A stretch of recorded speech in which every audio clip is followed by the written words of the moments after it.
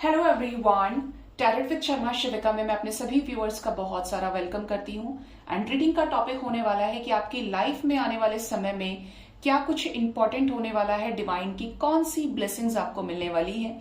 ये love life और career दोनों के लिए हो सकती है, इवन हेल्थ के लिए भी हो सकती है, क्योंकि इसके अंदर डिवाइन के कलेक्टिव मैसेजेस हैं। ठीक है, तो देखते हैं यहाँ पर क्या टाइम फ्रेम आता है, क्या गाइडेंस आती है एंजल्स की, और मेजर इवेंट्स की तरफ एंजल्स क्या इशारा करने वाले हैं आपको। ठीक है, ये रीडिंग जब भी आप देखेंगे, जो भी चीजें एनर्जीज आएंगी वो आपके आने वाले टाइम के अंदर अंदर रेजोनेट करेंगी। ठीक है, प्लीज गाइड करिए यूनिवर्स। मेरे व्यूअर्स जो भी इस रीडिंग को देख रहे हैं, आने वाले समय में देखेंगे, उनके लाइफ में, स्पेशली लव लाइफ में, करियर में, हेल्थ में, ओवरऑल लाइफ के हर एरिया ऑफ फील्ड में क्या चेंजेस आने वाले हैं, प्लीज गाइड करिए। और ये चेंजेस जो हैं किससे रिलेटेड होंगे, क्या जानना जरूरी है मेरे व्यूअर्स के लिए उनके लाइफ से रिलेटेड।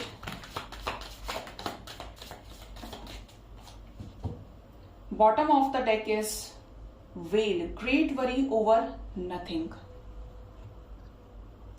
फर्स्ट है यहाँ पर नवंबर, तो ये किसी तरीके का चेंज हो सकता है नवंबर मंथ में, आने वाले टाइम में, जो आपके लाइफ में लेकर आए, जहां पे आप अभी हैं उससे डिफरेंट स्टेट होगी।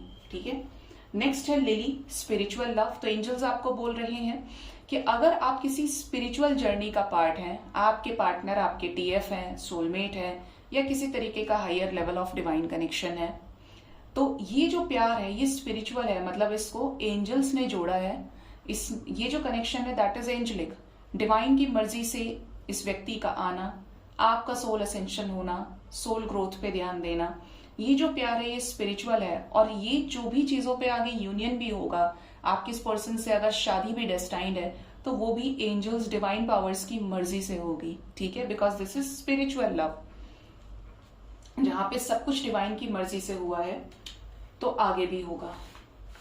नेक्स्ट जो हमारे पास है that is indecisiveness, allowing your life to ramble aimlessly.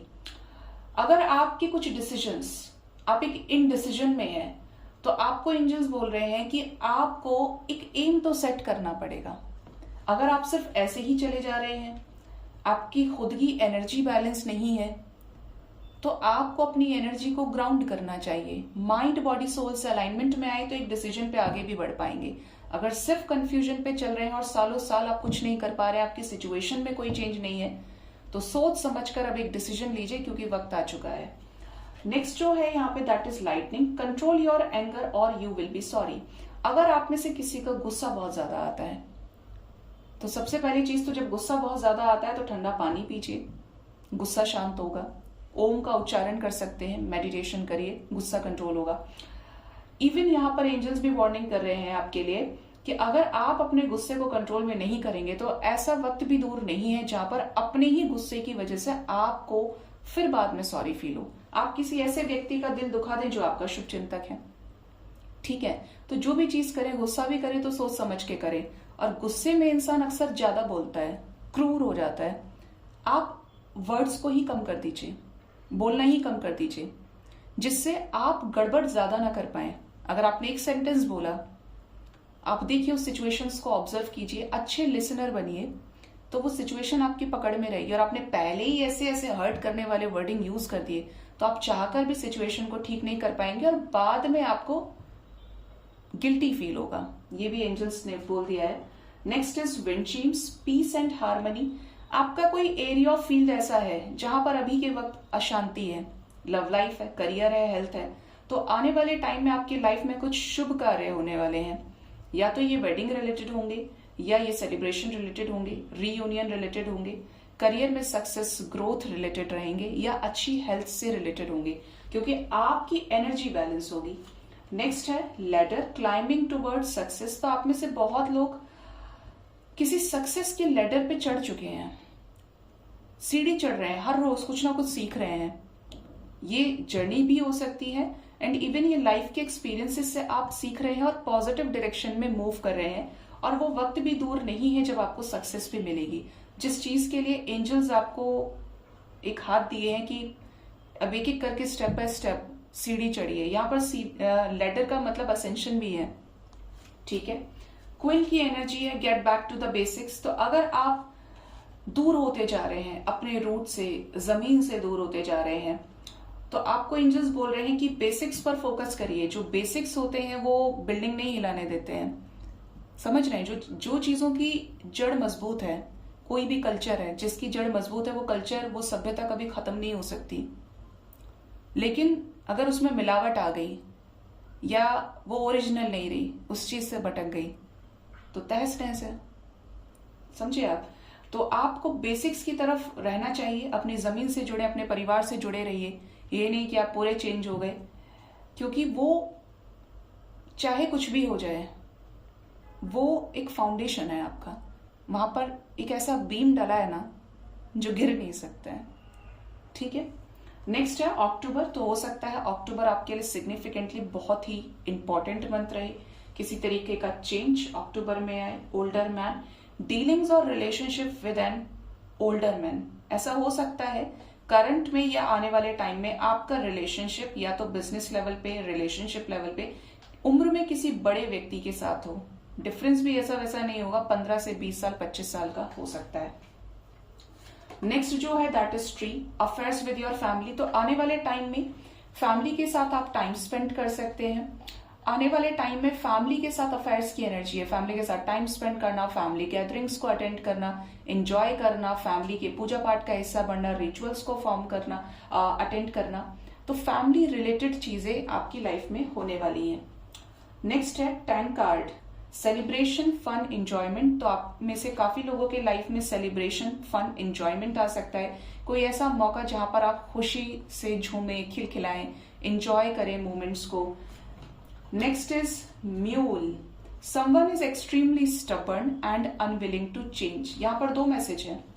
एक तो ये कि आप किसी ऐसे व्यक्ति से डील कर रहे हैं जो बड़ा ही हार्श है, टॉक्सिक है, जिद्दी है, स्टबर्न है, जो सुनने के लिए तैयार नहीं है किसी की। आपके खुद के पार्टनर हो सकते हैं, कोई दोस्त, व्यक्ति, भाई बहन हो सकता है, कलीग हो सकते हैं, या ये खुद आप हैं कि आपको पता है कि आप कुएं में गिरेंगे। आपको पता है कि सामने वाले ने आपको 10 बार परेशान किया, 10 बार धोखा दे दिया, लेकिन फिर भी आप मान नहीं रहे हैं। तो यहां पर वो चीजें आपको नेगेटिव रिजल्ट्स दे सकती हैं।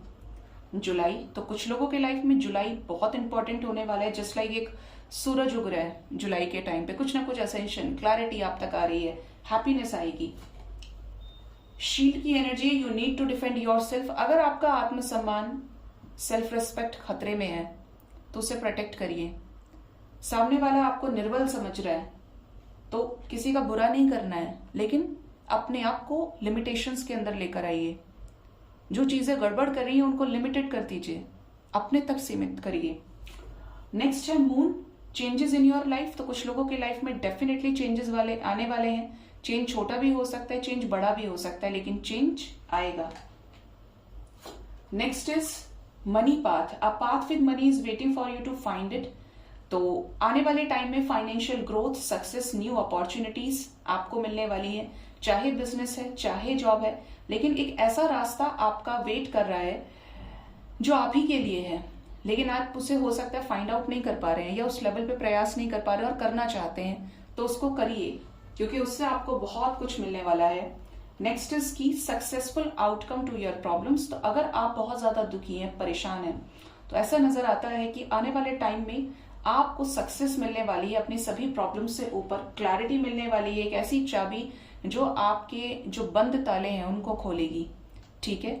आप में से कुछ लोग किसी सिचुएशन पर जरूरत से ज्यादा कंसर्न दिखा रहे हैं, खाना पीना नहीं खा रहे हैं टाइम से, एंजाइटी में चल रहे, स्ट्रेस में चल रहे हैं। जब आपकी एनर्जी आपके कंट्रोल से बाहर हो जाए, आपकी एनर्जी हो जाए कि दूसरे को आप कंट्रोल कर लें, ऐसी एनर्जी है, तो 2 काम हमेशा करिए। एक तो मेडिटेशन शुरू करिए और डिवाइन से खुद को जोड़ दीजिए और परमानेंटली जोड़िए, और दूसरा डिजायर और एक्सपेक्टेशंस की वाइब्रेशन को हटा दीजिए, क्योंकि वही चीज तो है जो स्ट्रेस क्रिएट कर रही है, वही चीज तो है जो एंजाइटी क्रिएट कर रही है, तो उसको रिलीज करिए। मुझे किसी ने बोला था कि मैम बिल्कुल एक्सपेक्ट करना पॉसिबल नहीं है, लेकिन हाँ लीस्ट एक्सपेक्ट करना चाहिए। मैंने उनको एक ही चीज बोली कि वो आपकी अपनी पर्सनल चॉइस है कि लीस्ट करना है या बिल्कुल नहीं करना है। मेरा मानना ये है कि बिल्कुल मत कीजिए, क्योंकि आपने उस जड़ को ही खत्म कर दिया जो आपको दुख देगी। और अगर आपने लीस्ट भी सोच लिया तो वहां पर ट्रिगर कभी भी मिल सकता है, क्योंकि पॉसिबिलिटी अभी तक बाकी है। और ये होता भी है, अगर आप कुछ नहीं सोच रहे, एक सोच लिया तो वो एक भी तो धोखा दे सकता है, परेशान कर सकता है, एनर्जी को ड्रेन कर सकता है। तो खुद को इतना बैलेंस कर लीजिए कि आप एक्सपेक्टेशन से ही मुक्त हो जाएं। ठीक है। सो गाइज, ये थी रीडिंग। होप इस रीडिंग से आपको गाइडेंस मिली होगी। अपना बहुत ज्यादा ख्याल रखिए। Thank you so much. Bye bye. Take care.